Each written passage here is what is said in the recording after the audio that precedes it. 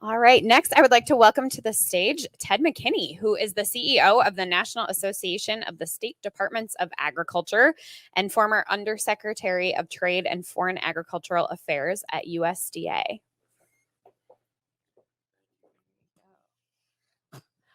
First of all, I want to mention that Ted is literally just off a plane. So thank you so much for arranging your schedule to be with us today. We're so pleased that you are able to make it and really appreciate your agility in getting here on time. Well, thank you. It's a pleasure and glad to be here and to see so many people. Some I've known, some I haven't. So thank you. Yeah. Tell the folks in the room and as well as our virtual audience who might not be familiar with NASDA what you all do. NASDA is an industry organization based in Arlington, the DC area, and it's about 103 years old. It is essentially the organization where U.S. state secretaries, directors, or commissioners of ag come together in their departments. It's the same title. Different states have a different role. In Indiana, I was a director. The same person, the same role. In South Carolina is a commissioner. And so we work with the state departments of ag, not to go help them do better things in the state. There could be that. But like anything else, it's to take all of their interests and represent them better, not only in Washington, D.C., but internationally. And the thrilling part about being on this program is we're ramping up our international outreach quite significantly, we hope. We'll know in a month. And why is it important to make that connection between American farmers and global food security? Well, I'll give you my opinion. I think some fantastic programs that existed, even some exist now, but the idea of farmer to farmer exchange, policy exchanges, government to government exchange, I think has waned a great deal. And this started happening before COVID. It most certainly was impacted in COVID. And so when I was in my last role at USDA as the Undersecretary for Trade, I did my 490,000 miles before COVID shut down. And oftentimes I said, I wish there were 3 or 4 more people like me that could go speak to these people, seek to understand what are the needs of these countries, and likewise share with them ideas on what's working here. So if you can call it a goodwill exchange and information exchange, understanding each other exchange, that's what we hope to do more of. You ask a bit more why. I mean, many of our states in their agriculture, gross domestic product, their policy understanding, their love and passion to do world good, they just haven't had that chance because states tend not to provide very much money for that kind of thing. So I have been out trying to find some, and I think we found some. Excellent. And, as we were just discussing on the last panel, I imagine, climate change is obviously something that's universal for farmers here in the U.S. As well as abroad. What are some of the connections that you can make when it comes to that topic and, research, innovation, and knowledge sharing? Well, sure. Well, I have to look back. And let me just tell you, I grew up on a farm in Indiana, and I was just there. We started planting corn on Saturdays. So I'm very close to that. And in my role as director of the Department of Ag in Indiana, I lifted up a lot of farmers, most of them organic, to find their way into farming, just as we help those that are larger, more technologically oriented. So we've done all that. The first thing I've got to say that is oftentimes not said is farmers, I still believe, are now and always were the original environmentalists. They want to do right. Anybody who thinks they are just profit mongers just does not know farming. I cannot tell you how many times my dad pulled me aside to teach me, leave the land better than you found it, treat the pigs with respect. All the things that go with the humanitarian and the heart part of our work has been happening. I remember when we used to moldboard plow. Many of you know John Deere's plow, and then you had to disc or cultivate it a couple times. We no longer do that. We no-till or we minimum till, and technologies have allowed that. So a lot has been done in the past. Now let's look forward. I think there's a lot of things, and goodness, many of you mentioned the best of the ideas. It's coming together and working collectively with all of you. There's some programs I hope we can get to at USDA I'm very familiar with. Some have been mentioned. But I'm also a big advocate for technologies. I think the excitement of what gene editing can do is it's beyond the pale. There's already technologies now that provide much more drought resistance in seeds, and it's many different seeds. Today, the Ag Research Service of USDA announced a breakthrough on a vaccine for African swine fever, which, as we all know, has been just decimating much of Africa and China. And what they didn't get approved. What they found was the one test that really showed does it or does it not work was proven successful. We can get into biotech if you want. I think there were a lot of errors on biotechnology. I think, it was a new technology. Some companies were perhaps more aggressive than they should have been. But I'll also shame Europe terribly. I think they have denied some farmers. I think there's blood on their hands for denying and being following the colonialism of Africa, because many of us were trying to introduce that and finally just gave up because so much trade has been done with Europe. So I think there's a lot of things that we can do, but those are just a few. And the biotech, the bioengineering can be quite controversial, as you sort of alluded to. What's your argument in favor of that? I mean, why is that something in this world of climate change and increasing global food insecurity? Why is that the answer? Sure. No-till and minimum till is the best. When we moldboard plowed and then had to go disc to get the soil ready, you inevitably left your soil much more exposed. I remember snowdrifts going down the road, and they always had a brown crust. That's wind erosion. I know there was soil erosion with water runoff. When glyphosate, which is very controversial in itself, came along and we were allowed to no-till, we leave the corn stalks on the ground. When we planted corn this Saturday in Tipton, Indiana, we planted soybeans right into the corn stalks. And it's those corn stalks that kept that soil right where it is. Cover crops are coming along that are taking up any excess nutrients that might be there.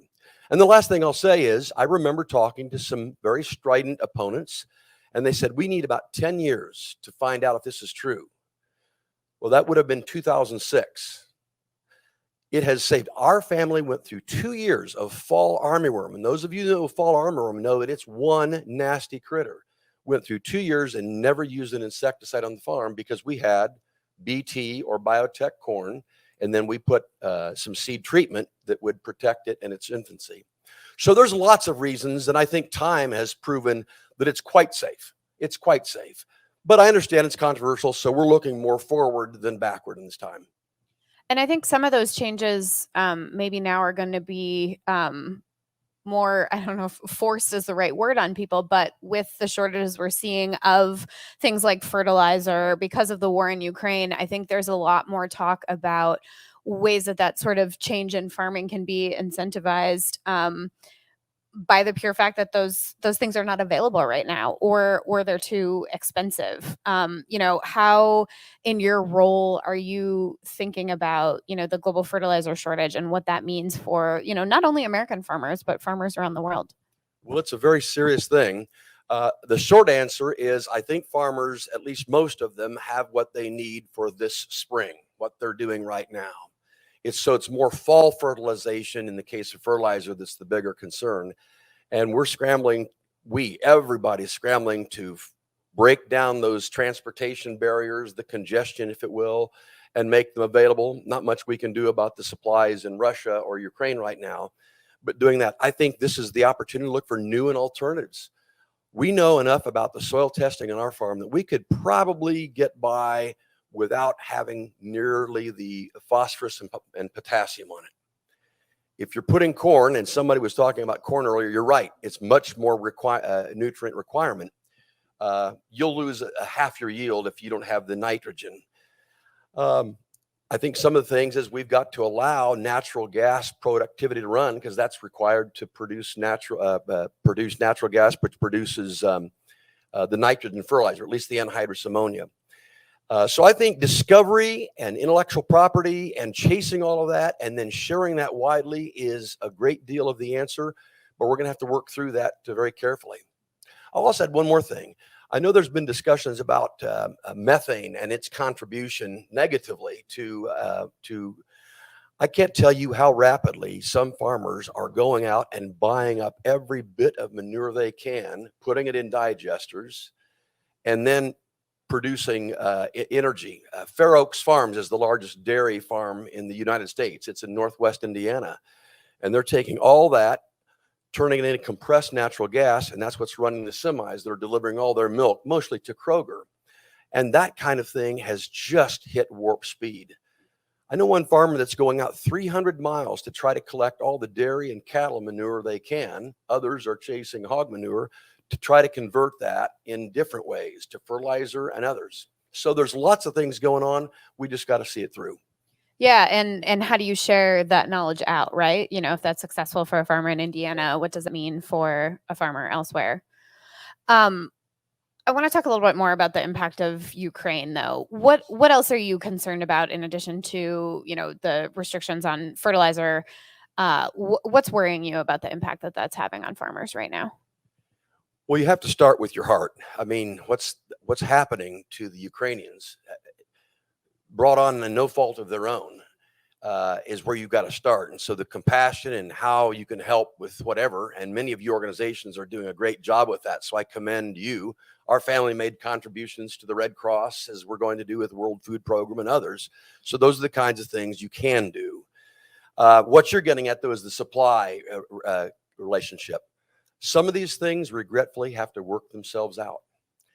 If there's war going on and they're not letting stuff leave the ports, then all you're left is the rail. And most people do not know that the rail system in Ukraine is different from Eastern Europe.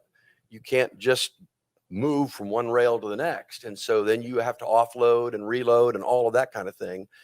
And so I'm a World War II buff, Stephanie, and I got to tell you that we saw some things just had to play out because war is just hell. It's just awful.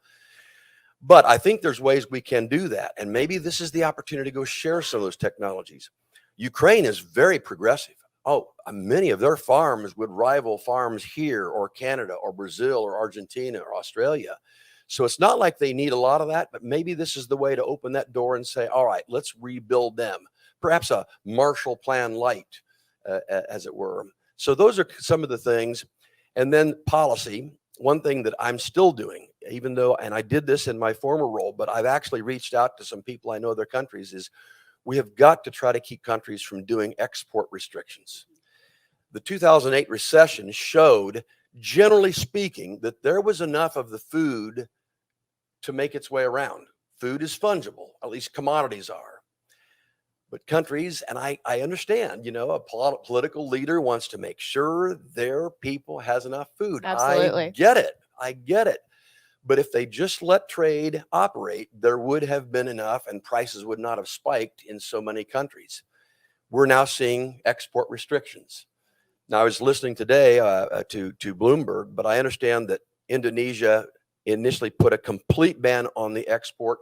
Now it's only partial. That was the follow-up an hour after they went live on that. And this is the kind of thing that I get it. It's counterintuitive to say, no, let trade happen. Take the risk. Maybe your people won't have as much. But that's what we've got to do. And I think fungible kinds of commodities will work that out.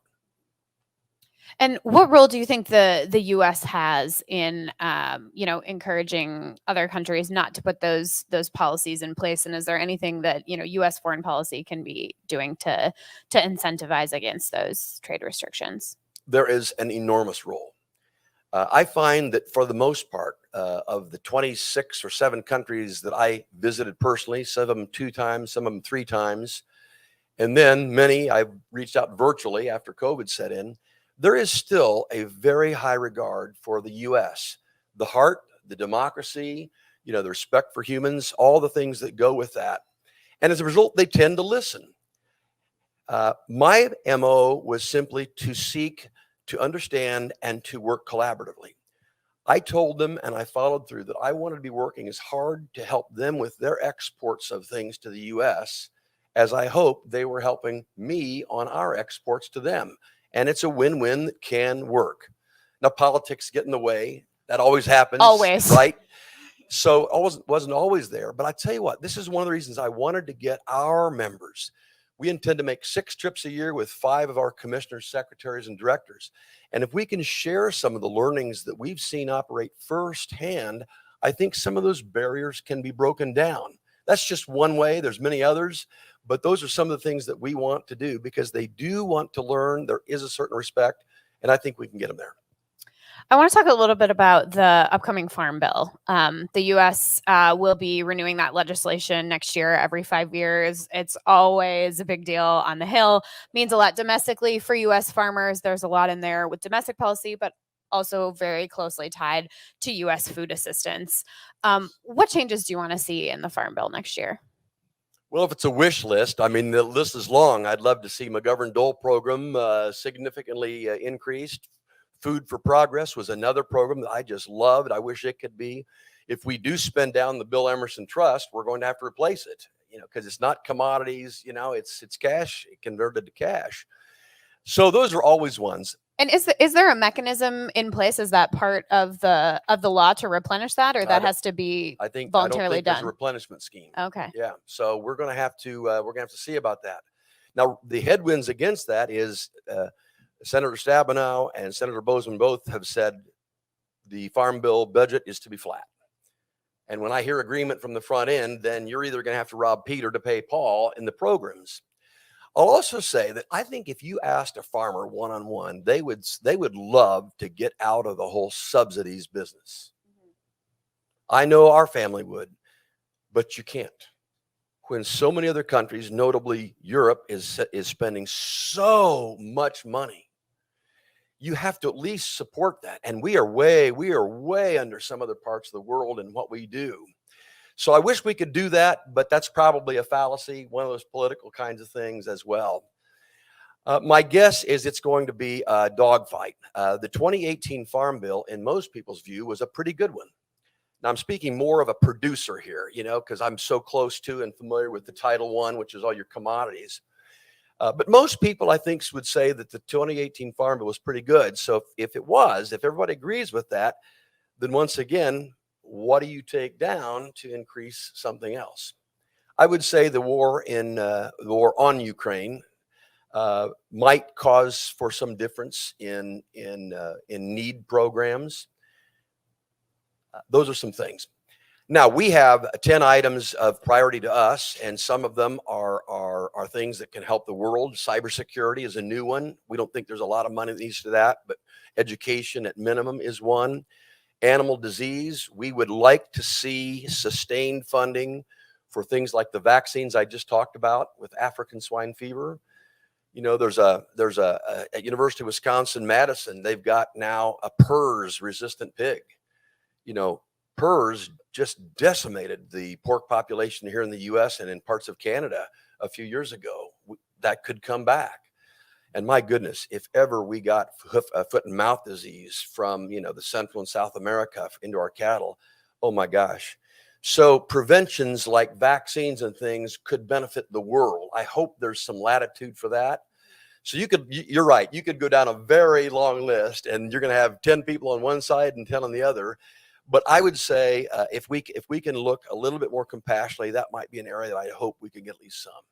Yeah, and on the animal disease, I mean, we've all seen over the last 2 years the danger of disease spreading in animals. Well, COVID obviously not an agricultural disease, but obviously has massive impact. What are your thoughts? One of the most controversial pieces of the Farm Bill from sort of the international perspective is, the commodities versus cash that, the U.S. food assistance programs give. Obviously, a huge part of that has been U.S. grown commodities that are given abroad. What are your thoughts on that balance? Well, I think if you asked farmers and policymakers alike, they'd love to see more grain, soy oil, rice, the kinds of things that go into the McGovern-Dole school feeding programs. I think they'd love to see more of that go and be sent. The truth is, it's more efficient with cash. Now, can we work on that? The Jones Act is, I understand why it came around, but the Jones Act requires that any vessel, carrying those kinds of things has to be an American flagged vessel. Well, over the decades, we've stepped our way out of making ships and flagging our vessels. We see others doing that better than we.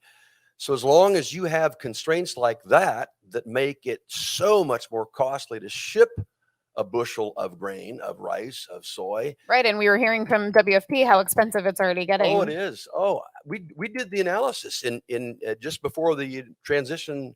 We had a couple of African countries that we were wanting to provide some help to with the Bill Emerson Humanitarian Trust. We'd spent the money down on McGovern Dole, but that was in the mix. We did that as recently as December 2020, and once again, it shows the cost. And now with additional diesel fuel cost and all the things going with the shortages and so forth, it's even worse. So I'd like to focus on all those things so that we can ship more of that, because that would be good. I'll just tell you a quick story. I visited a Food for Progress site in Guatemala, the Western Highlands of Guatemala. Food for Progress is when we take our commodities, ship them down there, let them sell them. So it's not just, it doesn't cave the market. They sell it over time. And then all the money, the profits stay there, and they develop their industry. And I witnessed an incredible fruit cooperative that the president was so proud, because he pointed out about 10 young men that most certainly would have put a backpack on their back, made their way to the Rio Grande, and tried to make their way here. Something that I understand why they would do that.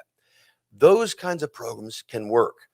But when the cost of shipping exceeds the benefits in return, what do you do? What do you do? Yeah, totally. And I'm actually surprised this is the first time migration actually has come up in this whole conversation. But I have done a lot of my reporting on food systems in Latin America, and have also been in the Western Highlands of Guatemala, and that's absolutely the case. There are lots of drivers of migration, but hunger is one. And, it ties back to climate change in the region as well. The two hurricanes that hit Central America in October of 2020, and communities are still facing the impacts of that, and things that have been destroyed, farmers that can't plant, fields that are destroyed. And, those people have no safety net. Well, that's right. And that's why I think this is another wake-up call. We had it in 2008 during the recession. Here we go again on steroids, I'd say. And I think we have got to do everything we can to prepare and avoid these kinds of things. And that's why I'm such an advocate for more exchanges, bearing the truth, sharing with people around the world what benefits can come from new technologies that are size neutral. You don't have to have 6,000 acres to use biotech or gene editing or vaccinated swine, that are free or are going to stay free from African swine fever. Those are size neutral, and yet right now there's a lot of headwinds. Many don't know it, but Virginia Tech has a program called the Total Productivity Index, and basically what it tries to do is gauge how are we doing on the need for food with the rising population. Somebody mentioned 10 billion by 2050, 9.5, 10. I would agree with that. But the curve, and they do this careful analysis, shows that we're not keeping up. There's been a shunning of technology, unfortunately, that is causing for some of that slowing and I think some of these problems here. So I hope that we can look and include technology and technology acceptance in that whole equation of things that might change. There's a lot of other things, and this group has really done a great job bringing those out, but that would be one I'd like to add. Yeah. Why do you think that has become so controversial? Well, it's usually a combination of things. It didn't help when the first biotech product was bovine somatotropin for dairy. Now, even though the injection was just taking the very same hormone that the cow produces herself, and then adding a little bit more productivity, another couple of weeks of productivity, it played so well into the hands of Frankenfoods and all the monikers that have been used to describe that. Oh, I think sometimes behavior is wrong. There companies that wanted to promote these technologies, took the wrong turn in how they went about that. And I just hope that those learnings can be something applied, because we have another chance at that with gene editing, and it's fantastic. Its benefits for human society, for animal welfare and being, for crops is just mind-boggling what it can do to address the very problems that Devex and your crew is working on here today and bringing to light. But you can only go so far as consumers trust you. And that's why some of our visits will be to our friends in Europe and to talk about them, because they've done more to deny technologies than any other region of the world right now. And maybe one final question. What else do you want to see the U.S. doing and engaging in on global food security? Obviously plays a huge role. We've heard, major funder of WFP, huge financer of development programs and everything. What are we missing? Well, we've been missing tragic event like this. Sometimes the pendulum has to swing all the way until people finally realize, oh my gosh, the world is not so secure as we thought. And I'd love to see elitism take a back seat. I'm supportive of whatever people want to buy and eat. If they can afford it, that's their choice. I respect that. That's so much a part of our democracy. But when they start to impose that on other people, I got a real problem with that, because then they're saying to people, you have to behave like I think you should behave. And I want to let them have the choice. I once watched a focus group. It was on what words to use and what words to lose. And a single mother of 3 broke into tears because she couldn't buy her children all organic. Now, you heard me say, when I was director of ag, I lifted up many farmers that chose to produce organic. I'm a fan. We have a lot of that at our own home. But for her to have felt so guilty that she couldn't afford the higher price of organic problems, something's wrong with our society when we have to do that. So I just hope that we can all realize there's a place for all of this, and there's benefits to all that, and take some humble pills. And I think that'll help a lot. And then share that internationally, which is what we're trying to do with our time and our energy. And my members, they want to go have these discussions. Take some humble pills. I think a lot of people in this town could use that advice. I like that. I think we'll end there. Ted, thank you so much. It was such a pleasure chatting with you. And thank you again for doing all of the acrobatics to be here. We really appreciate it. My pleasure. And I want to thank Devex. It's probably been said, but I read you all regularly now. I only discovered you about a year ago, maybe a little less. And thank you for what you're doing, all of you. Thank you so much.